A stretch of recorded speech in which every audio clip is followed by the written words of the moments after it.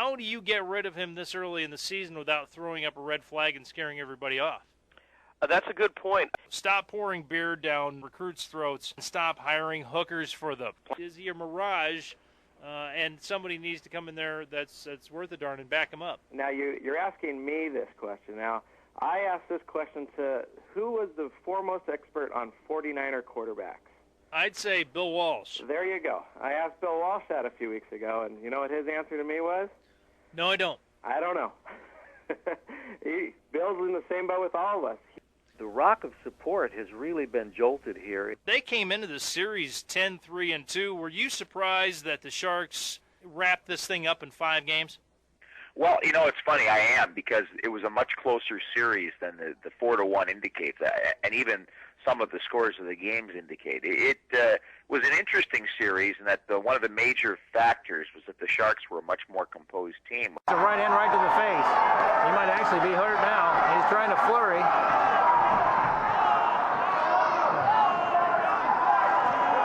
Trying to catch Martin, but Martin just keeps hitting him with punches, and every time he does, the judge is giving points.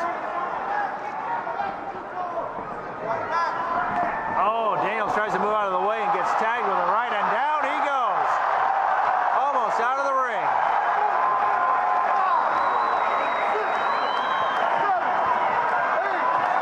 Now Daniels crouches down and now stands up. Comes up, Daniels says he's okay. He doesn't look okay to me. There's a left in the head. Another left in the head. Daniels is throwing for all he's worth. Takes a right. Daniels with a big right. Taking another shot. Martin with a right to the body. Daniels warding him off. Throws a left to the head. Leans against the rope. Oh, vicious left. Vicious right. Right before the bell. It's all over. All over. Martin jumps on the turnbuckle and waves to the crowd. Daniels is still bent over at the weight. Vicious body shots end the fight. The Kings told each one of their candidates what their compensation would be if hired. The job could not have been offered to somebody that had not said that structure was acceptable. And so the only person that was offered this job was Paul Westphal. That's partly because the Kings gave up waiting for Kurt Rambis, who is assistant coach of the Lakers. They're in the finals right now. Boston assistant Tom Thibodeau withdrew his name from consideration Tuesday night. He just said, I just don't think this works for me right now. Westphal has coached and played in the NBA Finals 3 times, but his most recent head coaching experience was at Pepperdine, where he got fired. A valid question to ask for Kings fans is, how excited do we get about getting the only coach who is willing to take what the Kings were willing to pay him? At Arco Arena, Bob Moffitt, News Talk 1530, KFBK.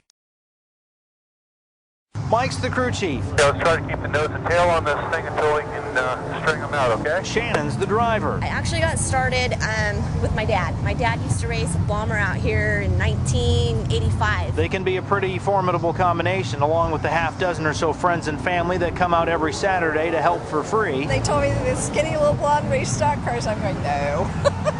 Came out and watched her, and I was hooked. It's easy to see why they put out $45,000 a year to keep one car running. There's plenty of drama on the track. I'm on fire! The fire extinguisher. And hustling off of it. I try to race as much as I can, and then of course I have to throw in the rest. That's usually how it works. Where does that come from? I'm a blue-collar worker. That's where that comes from. And they're proven winners. Shannon and Mike won the 2006 late model touring class. They think they could maybe tell a pretty compelling story, say, once a week. Well, we're going to try to do a reality TV show next year, so... Really? Yeah, so that should be pretty interesting. All right, just know you're not on fire, not on fire. Bob Moffitt, News Talk 1530, KFBK.